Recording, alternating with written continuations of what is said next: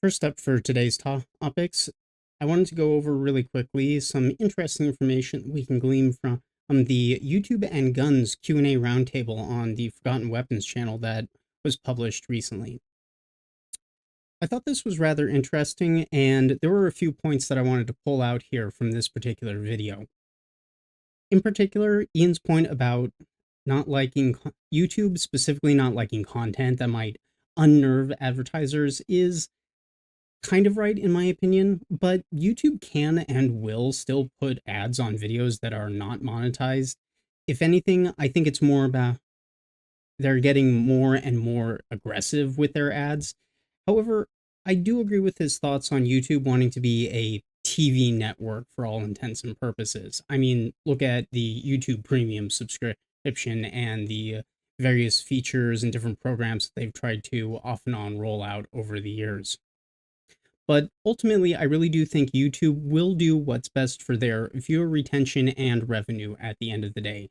So when it comes down to how much pressure is being put on them by advertisers about specific kinds of content, with the cultural shift that is currently happening to be slightly more pro 2A, especially with the wave of states that we've seen pass more and more constitutional carry bills, I do think we might see some kind of a loosening of the policies in place at social media channel or platforms like YouTube. It's not going to be fast, it's not going to be what we want or what it should be, but I do think things are slowly kind of getting better. So at least there is some room for hope, at least in my personal opinion.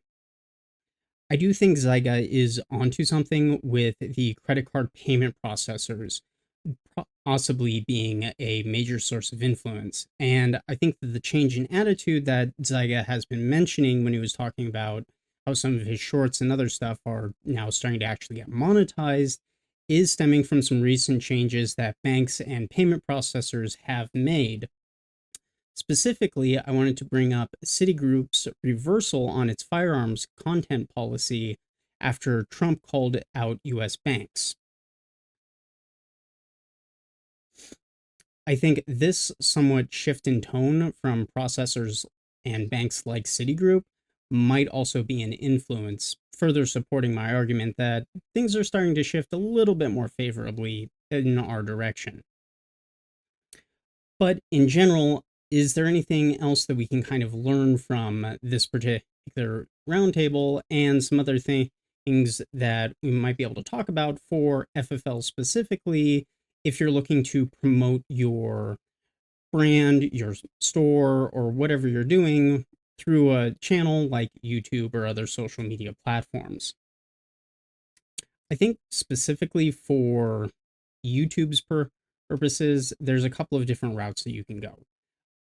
One, I think, is kind of the entertainment route. DBoss Firearms, in particular on YouTube, they focus on funny skits, shorts, that kind of thing. And if you have a good sense of humor, this is a style that you can probably pull off quite well. Me, I'm a little too dry to try pulling off that kind of stuff, so your mileage may vary.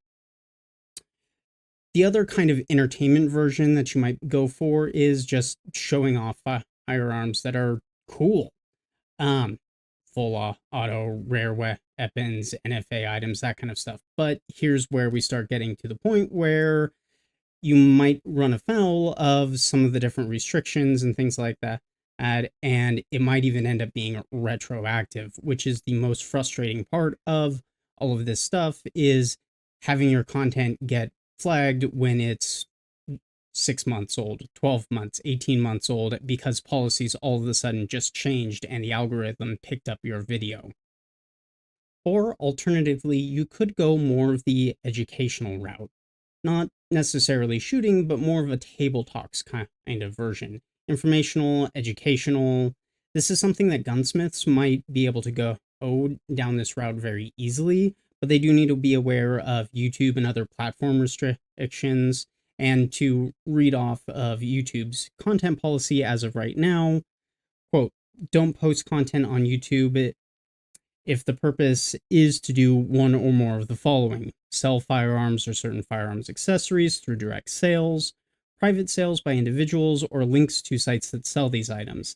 These accessories may include accessories that enable a firearm to simulate automatic fire, accessories that convert a firearm to automatic fire, such as bump stocks, Gatling triggers, drop-in auto sears or conversion kits, high-capacity magazines or belts carrying more than 30 rounds. If you're ever wondering why your favorite YouTuber is like, hey, this is a 10-round magazine, YouTube, that's why. Provide instructions on manufacturing any of the following: firearms, ammunition, high-capacity magazines, homemade silencers, suppressors, accessories that enable a firearm to simulate automatic fire, accessories that convert a firearm to automatic fire, such as bump stocks, Gatling, blah, blah, blah. Provide instructions on how to install any of the above-mentioned accessories or modifications. Provide instructions on how to remove certain firearm safety devices, blah, blah, blah. As you can see, it is somewhat restrictive, but if you are a gunsmith wanting to go down the route of being more educational, the policy as written, at least the way it should be interpreted by YouTube, shouldn't restrict you from doing generally educational videos around gunsmithing topics. Now, the other route that you could go, especially if you are a brick and mortar or sell more than just firearms or gunsmithing services, is you could go the review route.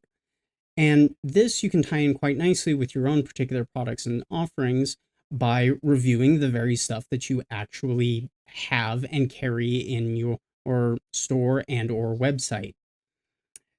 Now, this can get tricky for FFLs in some ways because you can't link directly to your website if your website is selling firearms through it. So, the first and best thing that you can do is to have some kind of a campsite, link tree, or other similar kind of landing page based website that you specifically link to help drive your traffic from YouTube to your actual website.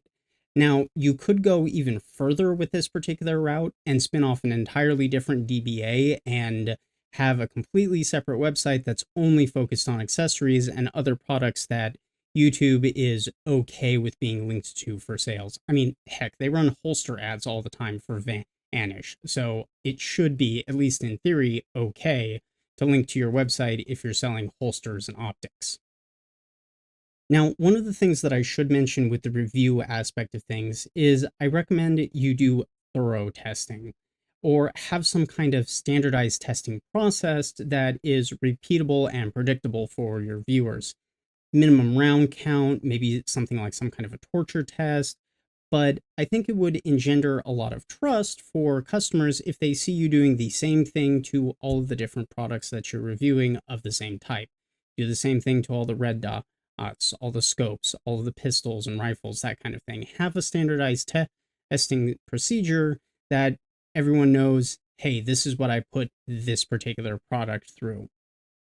And if you want your reviews to build brand ambassadors, specifically people who are very invested in your brand and very much trust your brand, then these are the kinds of things that you need to be doing with that kind of consistent, reliable reviews that aren't the kind of pseudo paid marketing that we see in a lot of the more larger kind of gun channels with,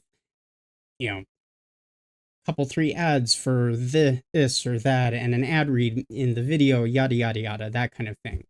You really do want to, if you are going the review route as a smaller channel or an FFL, be a trustworthy source of reviews. Yes, you do want to sell your product. Yes, you do want to have your sales increase through your marketing efforts, as those reviews are, but they should still be trustworthy, honest reviews.